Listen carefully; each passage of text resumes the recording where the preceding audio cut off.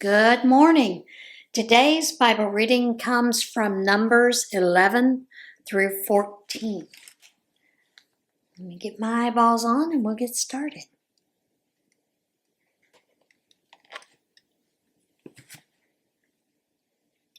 The people fell to grumbling over their hard life. God heard. When he heard, his anger flared. The fire blazed up and burned the outer boundaries of the camp. The people cried out for help to Moses. Moses prayed to God and the fire died down. They named the place Taberah, blaze, because fire from God had blazed up against them. The riffraff among the people had a craving, and soon they had the people of Israel whining. Why can't we have meat? We ate fish in Egypt and got it free, to say nothing of the cucumbers and melons, the leeks and onions and garlic, but nothing tastes good out here. All we get is manna, manna, manna. Manna was a seed-like substance with a shiny appearance, like resin. The people went around collecting it and ground it between stones or pounded it fine in a mortar. Then they boiled it in a pot and shaped it into cakes. It tasted like a delicacy cooked in olive oil. When the dew fell on the camp at night, the manna was right there with it. Moses heard the whining, all those families whining in front of their tents. God's anger blazed up. Moses saw that things were in a bad way. Moses said to God, "Why are you treating me this way? What did I ever do to you to deserve this? Did I conceive them? Was I their mother? So why dump the responsibility of this people on me? Why tell me to carry them around like a nursing mother, carry them all the way to the land you promised to their ancestors? Where am I supposed to get meat for all these people who are whining to me? Give us meat. We want meat. I can't do this by myself.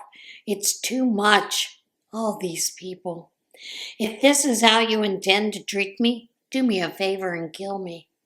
I've seen enough. I've had enough. Let me out of here." A lot of whining. God said to Moses, "Gather together 70 men from among the leaders of Israel, men whom you know to be respected and responsible. Take them to the tent of meeting. I'll meet you there.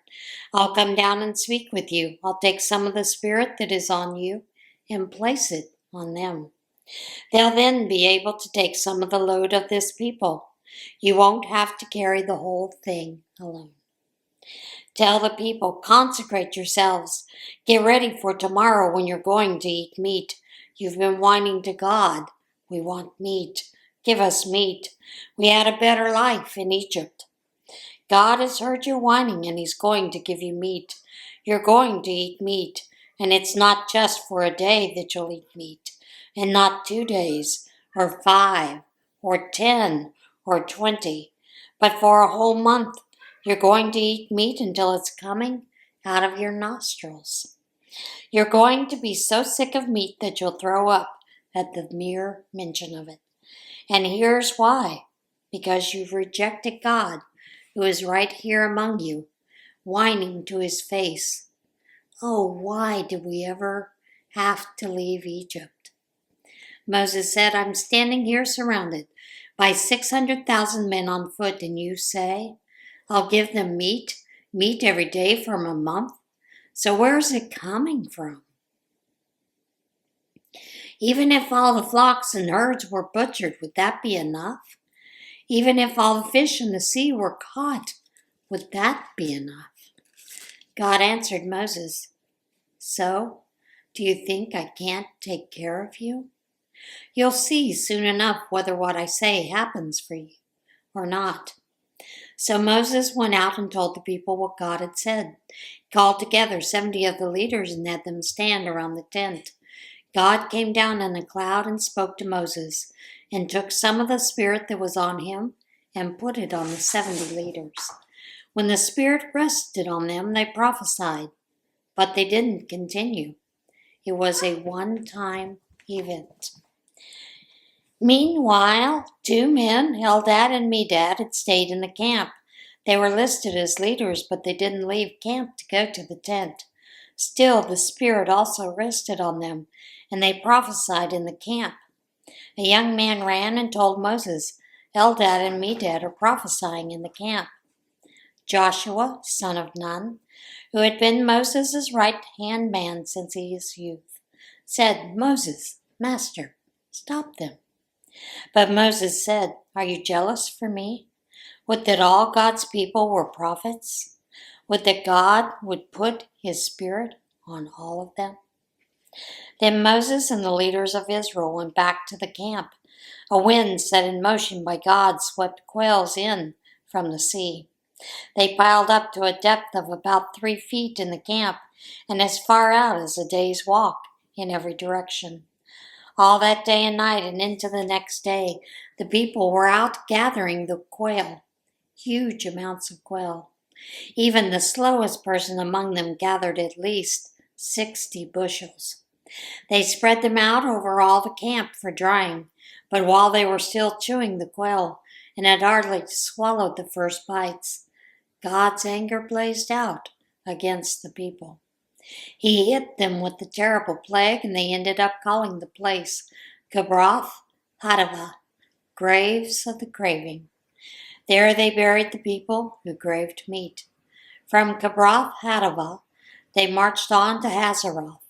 They remained at Hazeroth.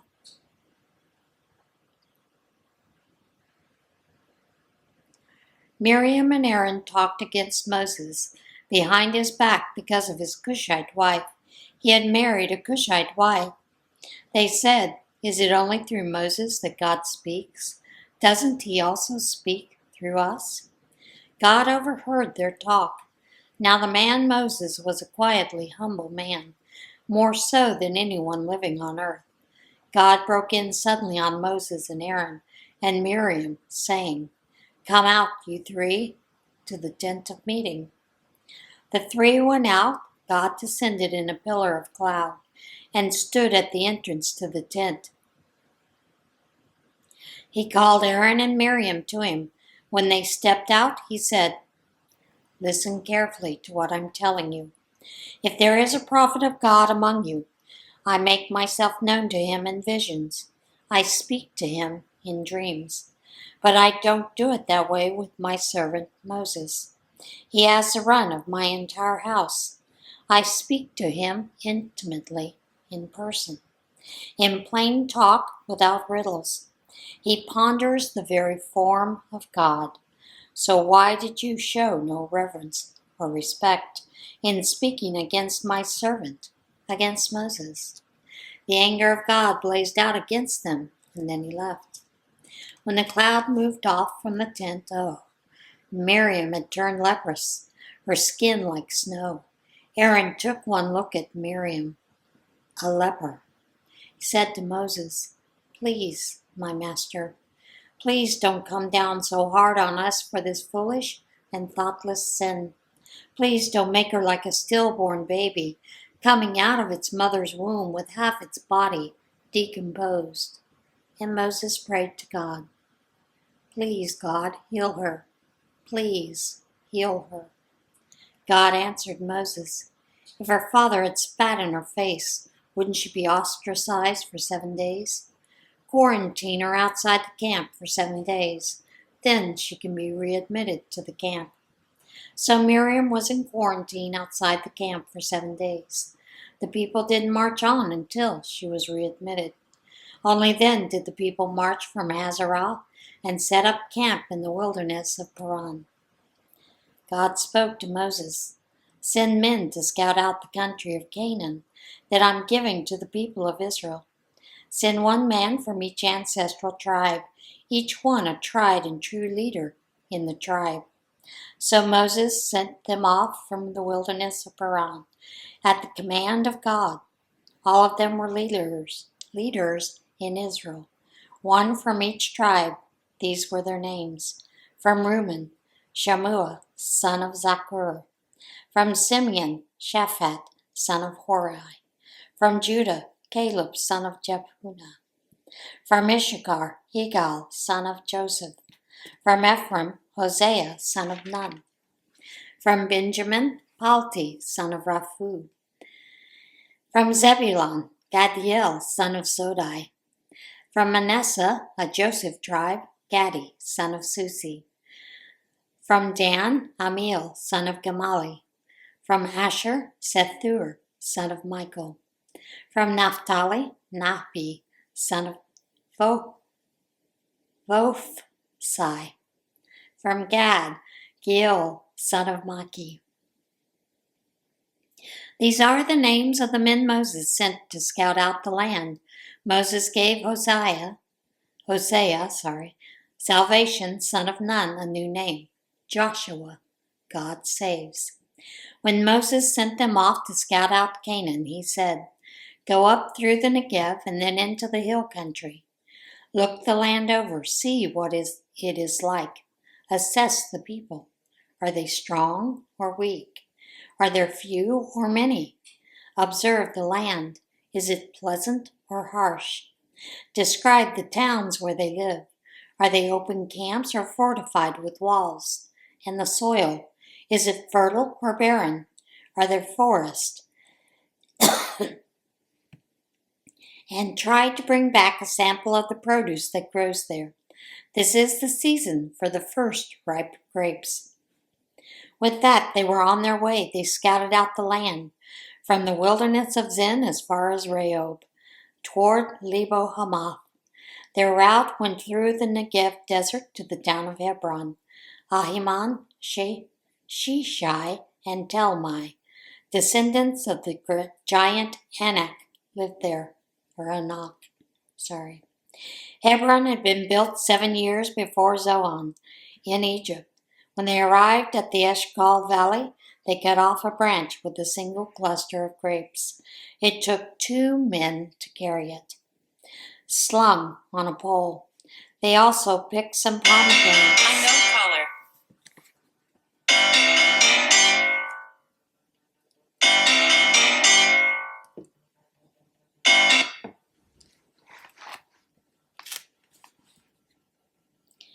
They also picked some pomegranates and figs. They named the place Eshcol Valley, Grape Cluster Valley, because of the huge cluster of grapes they had cut down there. After 40 days of scouting out the land, they returned home. They presented themselves before Moses and Aaron and the whole congregation of the people of Israel in the wilderness of Paran at Kadesh. They reported to the whole congregation and showed them the fruit of the land. Then they told the story of their trip. "We went to the land to which you sent us, and oh, it does flow with milk and honey. Just look at this fruit. The only thing is that the people who live there are fierce. Their cities are huge and well fortified. Worse yet, we saw descendants of the giant Anak. Amalekites are spread out in the Negev. Hittites, Jebusites, and Amorites hold the hill country, and the Canaanites are established on the Mediterranean Sea and along the Jordan." Caleb interrupted, called for silence before Moses, and said, "Let's go up and take the land. Now, we can do it." But the others said, "We can't attack these people. They're way stronger than we are." They spread scary rumors among the people of Israel. They said, "We scouted out the land from one end to the other. It's a land that swallows people whole. Everybody we saw was huge. Why, we even saw the Nephilim, giants. The Anak giants come from the Nephilim, or Nephilim. Alongside them, we felt like grasshoppers, and they looked down on us as if we were grasshoppers." The whole community was in an uproar, wailing all night long. All the people of Israel grumbled against Moses and Aaron. The entire community was in on it. "Why didn't we die in Egypt or in this wilderness? Why has God brought us up to this country to kill us? Our wives and children are about to become plunder. Why don't we just head back to Egypt, and right now?" Soon they were all saying it to one another. "Let's pick a new leader. Let's head back to Egypt." Moses and Aaron fell on their faces in front of the entire community gathered in emergency session. Joshua, son of Nun, and Caleb, son of Jephunneh. Members of the scouting party ripped their clothes and addressed the assembled people of Israel. "The land we walked through and scouted out is a very good land, very good indeed. If God is pleased with us, he will lead us into that land, a land that flows, as they say, with milk and honey, and he'll give it to us. Don't just rebel against God. And don't be afraid of those people. Why, we'll have them for lunch. They have no protection, and God is on our side. Don't be afraid of them." But up in arms now, the entire community was talking of hurling stones at them. Just then, the bright glory of God appeared at the tent of meeting. Every Israelite saw it. God said to Moses, "How long will these people treat me like dirt? How long refuse to trust me? And with all these signs I've done among them, I've had enough. I'm going to hit them with a plague and kill them. But I'll make you into a nation bigger and stronger than they ever were." But Moses said to God, "The Egyptians are going to hear about this. You delivered this people from Egypt with a great show of strength, and now this? The Egyptians will tell everyone.